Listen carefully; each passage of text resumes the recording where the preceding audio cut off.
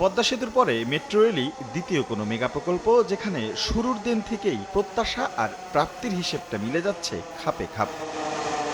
শুরু থেকেই এমআরটি কর্তৃপক্ষ যেন এগিয়ে যাচ্ছে তালে তাল মিলিয়ে। উত্তরা থেকে আগারগাঁও ৪ ঘন্টা থেকে শুরু, এখন মতিঝিল পর্যন্ত চলছে সকাল থেকে প্রায় রাত ১০টা পর্যন্ত। তবু যেন তিল ধারণের ঠাঁই নেই, পিক অফ পিক বলে কিছুই নেই এই দ্রুতযানে, সবসময়ই যেন যাত্রীতে ঠাসা।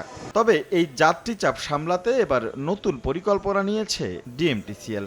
একটি ট্রেন থেকে অপর ট্রেন আসার সময় অর্থাৎ হেডওয়ে ৮ মিনিট থেকে ৫ মিনিটে নামিয়ে আনার কথা ভাবছেন তারা। সেক্ষেত্রে যাত্রী ওঠানামার ক্ষেত্রে দেয়া হবে বাড়তি নজরদারি।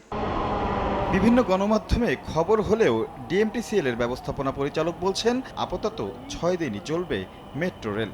এখনই শুক্রবার চালুর কোনো পরিকল্পনা তাদের নেই।